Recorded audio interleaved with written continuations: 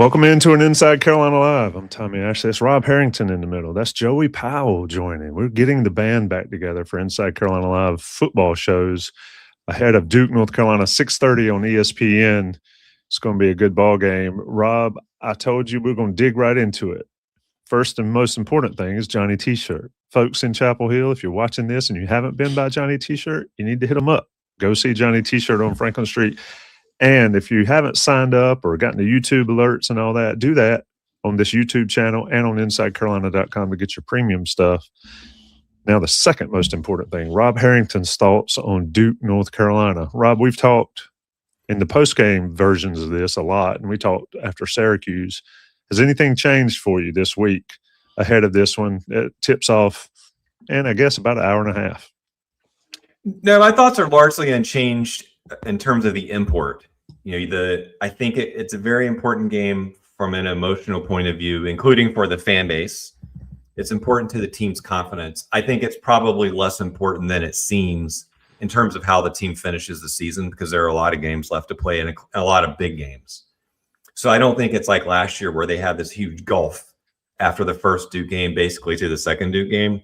This year, they'll have other opportunities. So if this one doesn't work out, then, which I'm not conceding, but if it doesn't work out, they'll have other chances. Having said that, we're not going to soft pedal this. They need to win this game at home. I know what the odds say. I know they're a fairly substantial underdog to be playing at home, but the Tar Heels need to protect their home court.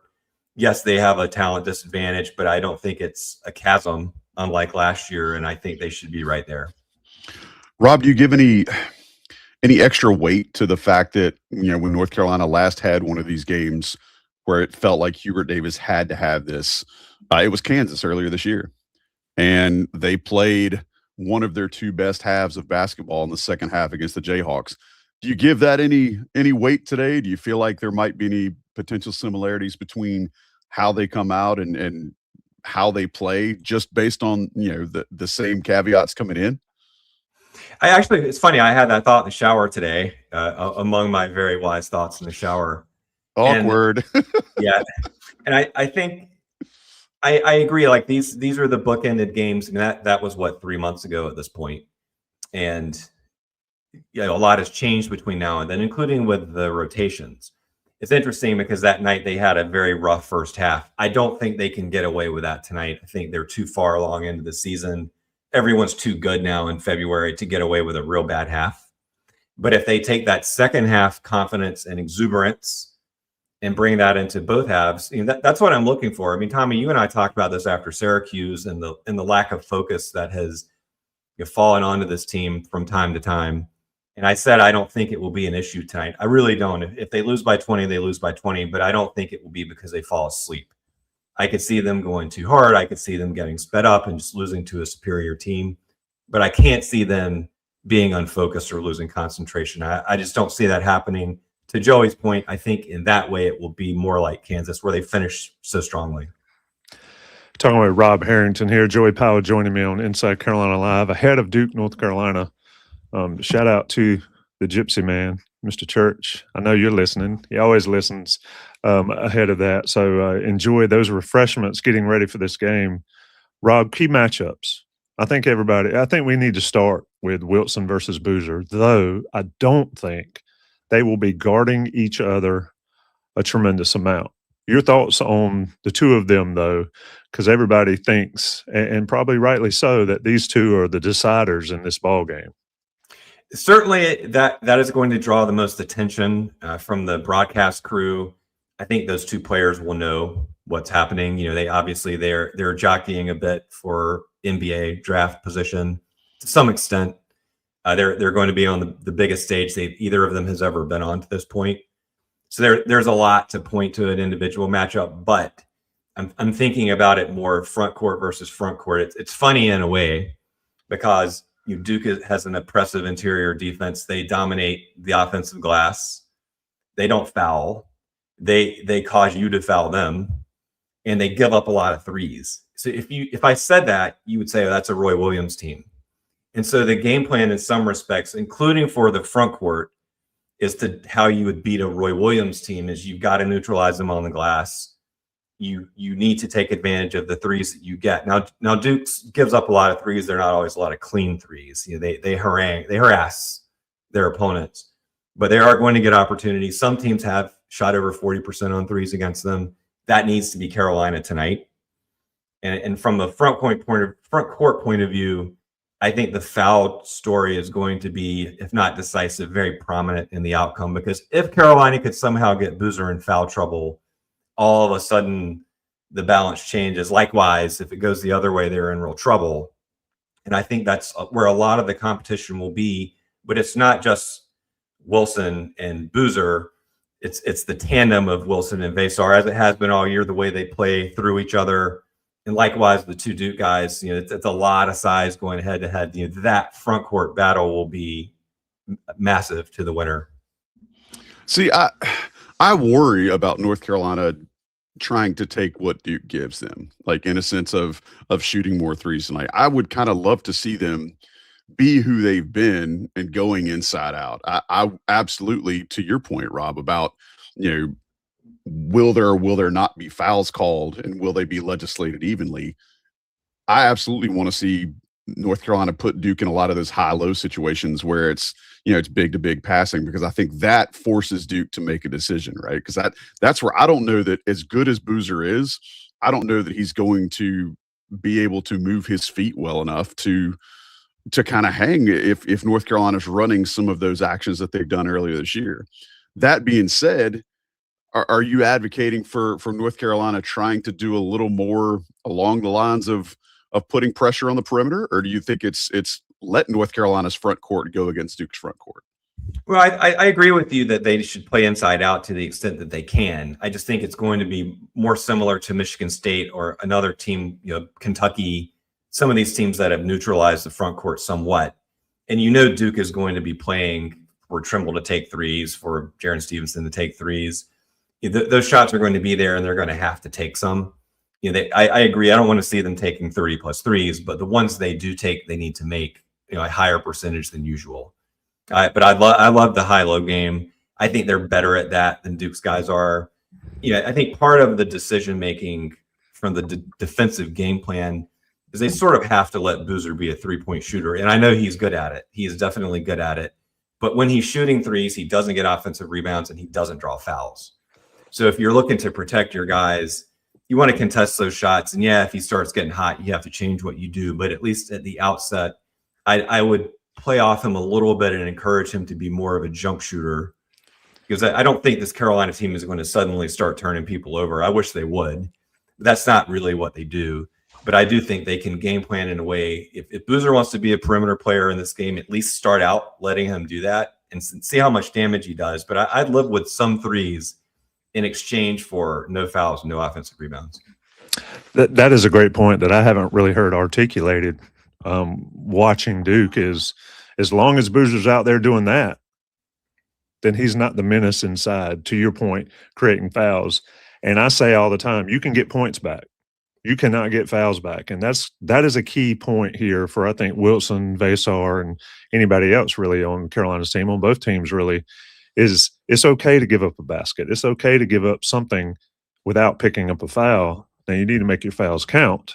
And we've seen those and ones that they didn't really make them count at times. But if Boozer's shooting threes and Duke wins because Boozer hits 6 or 7 threes, and you tip your hat and you go on to the next one.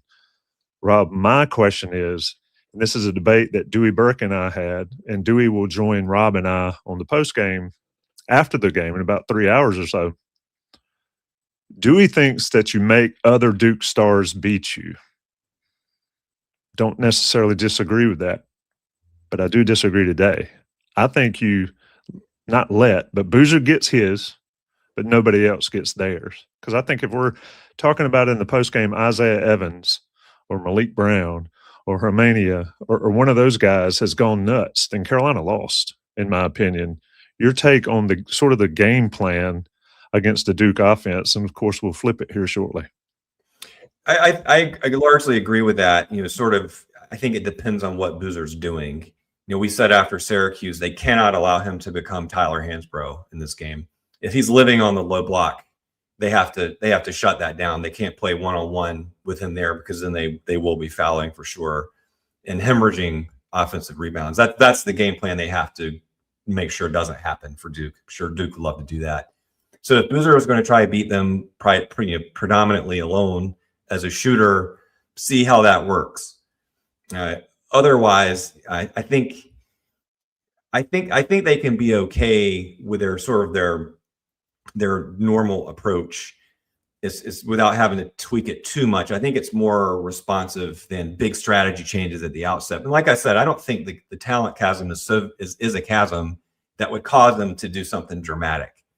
I think stick to what you do with some game plan tweaking, especially on Veesaar. The guy who worries me is Isaiah Evans, honestly, because he's an in-state player, probably someone they could have recruited more than they did. It sets up like he would love to go in there and torch them and hit 10 threes and wave goodbye to the crowd. I mean, you can already see how that might happen. He's the one who worries me. Pamania and some of the other guys are good players, but Evans is the one who kind of gives me the heebie-jeebies, who could get real hot. So I hope that Trimble's on him, or they switch more size onto him, whatever they need to do to get good coverage. Worrying about Veesaar, sort of hoping that he gets an inefficient 22, and then not letting those other guys go wild from three, especially because Duke isn't really a great three-point shooting team. They take a lot. They're just average. They're right at the Division I average in terms of threes. You want to keep them there or lower.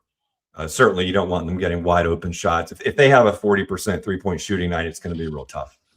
That's the thing I'm afraid of, if I'm North Carolina fans watching this game tonight, is that the team that basically allowed Stanford and Cal to just walk into three-pointers, because as Tommy said before, these are college D1 players. They can make open three-point shots if you give them to them. And if you give Duke enough of them, even if they're an average team, they're going to hit them.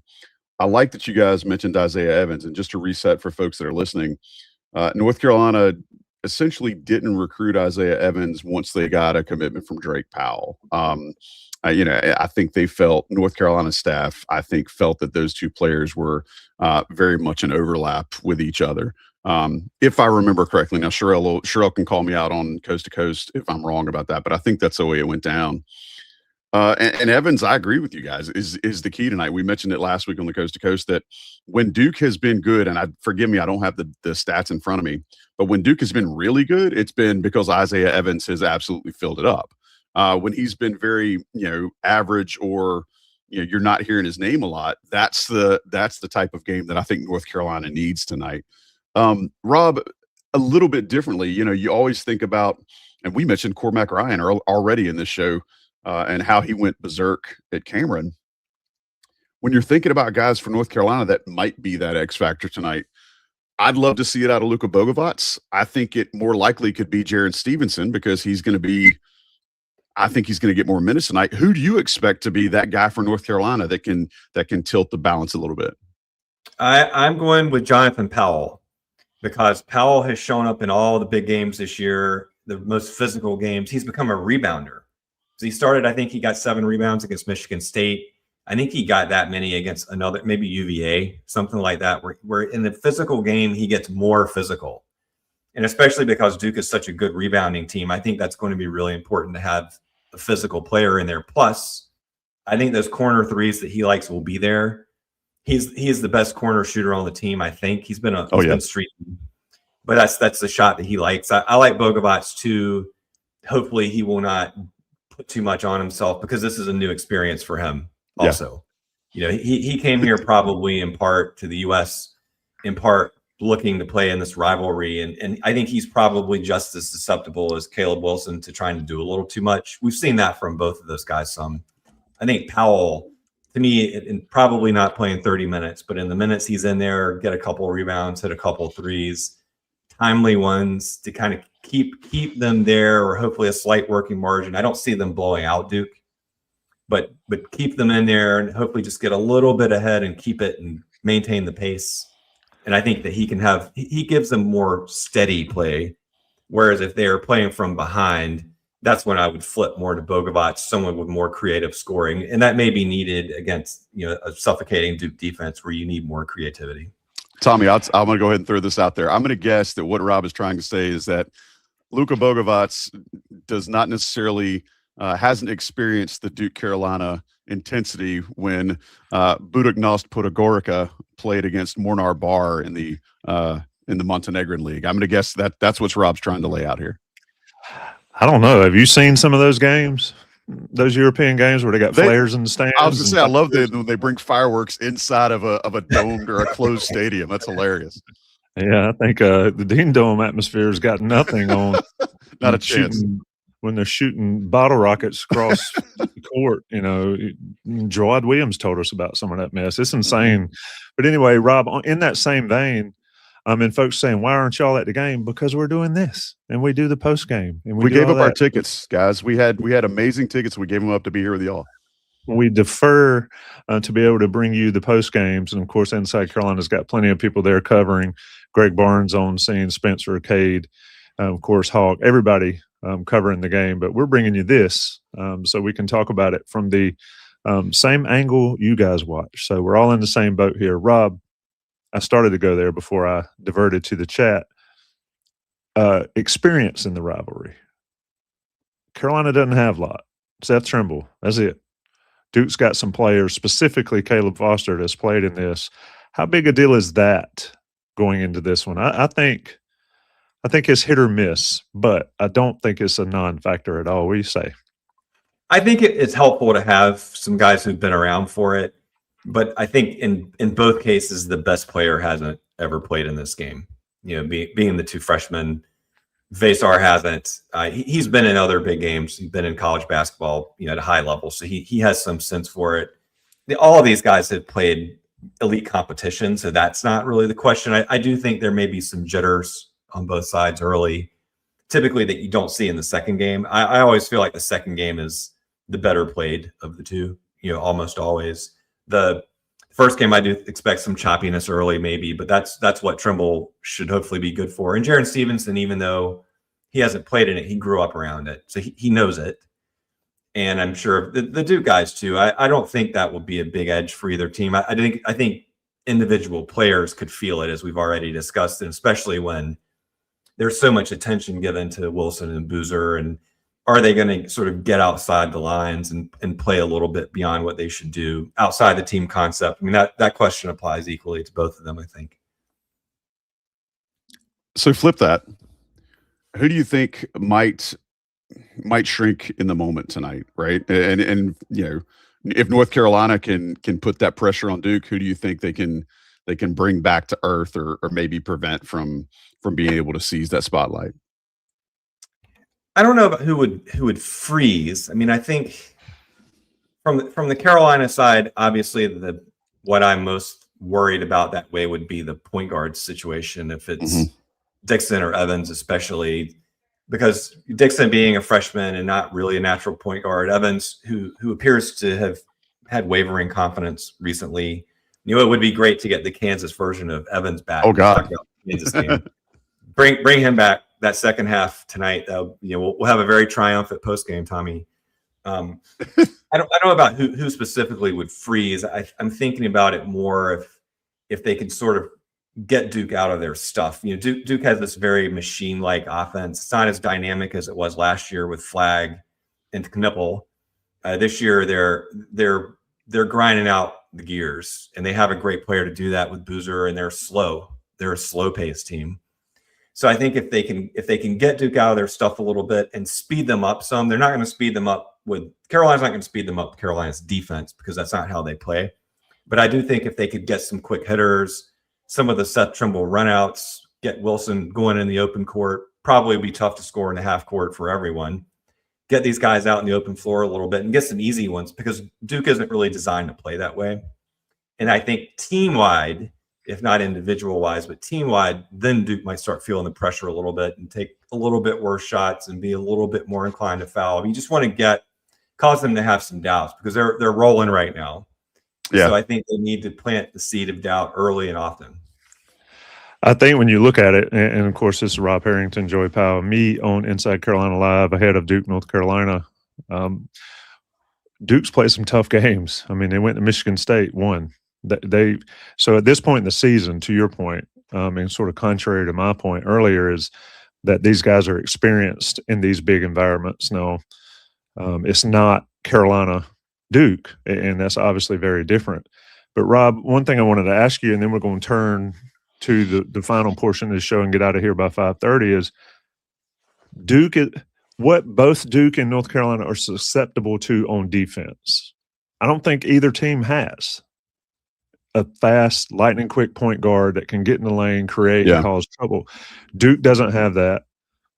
Carolina doesn't have that to go against Duke. We saw Duke's lost one ball game. They were up, 18 points against Texas Tech, and they ended up losing because of their guards were able to punish Duke in the half court and out open. So how does Carolina attack this Duke team knowing that? And then conversely, how does Duke attack North Carolina the same way? It is a interesting chess match where they're pretty much the same team with just a little bit variations, I think, this year. If I were Duke, I would try to go at the teeth of the Carolina front court and throw some misdirection at them, because we've seen them have defensive miscommunications. The Heels have done better the last couple of games, but certainly out in California, there was a total communication breakdown. And so if I were Duke, I would test that early. Let's see if we can throw some deception at you, a little bit more involved movement, because they're playing slow. Like we said, they take their time, and they'll probe your defense, sort of like UVA would do when Tony Bennett was there. It's not exactly the same thing, but it's sort of the same philosophy. You have to guard 35 seconds. Carolina hasn't shown it can do that, certainly starting in January. So that's what I would do if I were Duke. I would stress test their rotations. I would stress test the communication, whether it's high screens, off-ball screens, the usual stuff Duke does, but be really intentional about it. From the Carolina side, I think they need to really emphasize ball movement and player movement, and not just look for Wilson and Veesaar being static.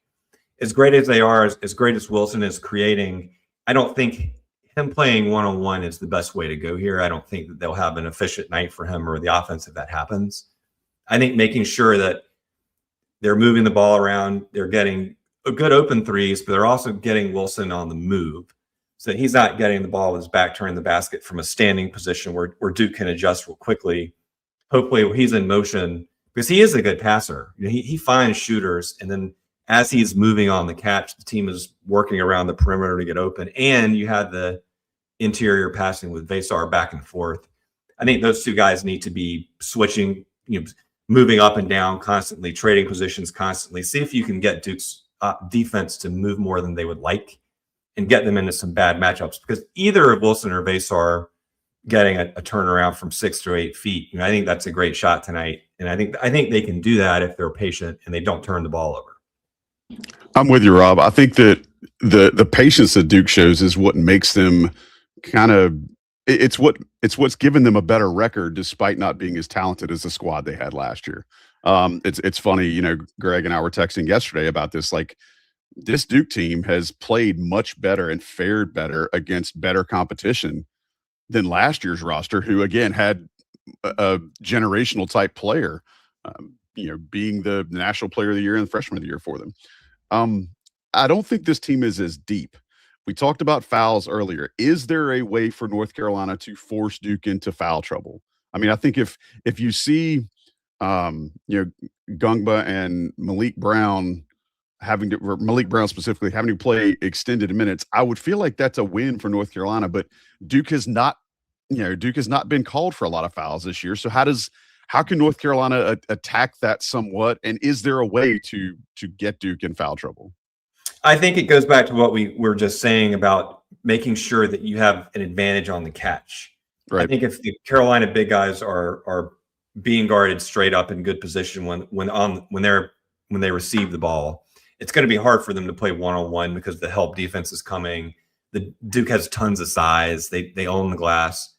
I think if they can move the ball back and forth, especially between the two big guys, Duke's big guys will have to react to that, and they'll create some awkward angles. And so that's when you get fouls on Veesaar. That's when you get fouls on Wilson. I do think Trimble too is probably the guard who's best equipped to attack the lane and challenge them some. I don't expect a lot of forays to the rim tonight from the perimeter players, but I do think Trimble will need to do that at least and see if he can get one or two and just sort of keep Duke honest. So it's not just the two big guys inside and everyone else on the perimeter. I would love to see Jaren Stevenson step up and do a hero turn thing like a Steve Bucknall in 1989. You know, someone who does something you're not looking for, who's a solid player, who just sort of like Bobby Frazier hating in 3 threes in the first half in 2009 or whatever it was. You know, a guy who just sort of comes out of nowhere and has no business doing that, but whose dislike for the opponent makes him better than he is. So maybe that Stevenson, or it could be a more polite version of it. But you know, the phenomenon is the same. You know, can someone be extra aggressive in an effective way? Otherwise, I think it's the two big guys circulating the ball back and forth in trouble. All right, let's wrap it up here. Tommy Ashley, Rob Harrington, Joey Powell. Joey, I'm going to start with you. We've talked about what could, what might, what needs. Let's talk about what will happen. We do predictions on the game plan on the football side. Hell, let's do it on the basketball side. I don't know about how relevant it is, and shout out to Mr. Relevant in the chat. What do you think will happen, Joey? I actually, and I may have tipped my hand a little earlier in the show if folks picked up on it. I actually think because North Carolina did well in the other two games that they had to have this year, I'm actually optimistic and a little bit bullish on the Tar Heels. I think that Caleb Wilson absolutely seizes his moment tonight. I do still think that, you know, Cam Boozer is going to be Cam Boozer. But I think North Carolina finds a little bit of fire, capitalizes on the home crowd, and I think they win. I think they win outright. I'm going to take North Carolina 81-77. Okay, Rob, I'll knock it out first, and then I'll save your most educated voice for last. Couple things. One, fouls. Everybody thinks Duke gets away with everything. I'm going to push back on that. Duke's committed more fouls on the season than North Carolina has. Duke has a less foul disparity between them and their opponents than Carolina has. So everybody that's calling foul trouble and already saying people already have two, settle down. I know folks don't like to hear me preach, but fouls are going to be an issue all games, every game. But it is not a big issue as a lot of people like to say over the course. Of course, it only matters for this 40. And Cameron Boozer does not commit fouls at all, which is interesting dynamic here. I'm going to go a game where Luka Bogavac does his best Cormac Ryan impersonation and hits 2 or 3 threes early that opens up the floor for Wilson and Veesaar. And look, it's tough not to pick against Caleb Wilson with what he's able to do. The Jordan-esque personal so I took it personal, and he's obviously doing that as well. He took a back seat to the Boozers on the AAU circuit or on the travel circuit. I don't think he takes a back seat tonight. I do think it'll deliver. That's one thing Jay Billis has said is correct. This rivalry always delivers, and I see Carolina getting it done. And I think it's going to be close, and I think being close benefits Carolina because they have yet to figure out how to play or coach with a big lead late. And I think that's key here. Rob Harrington, close us out. All right, I think here's the story of the game for me.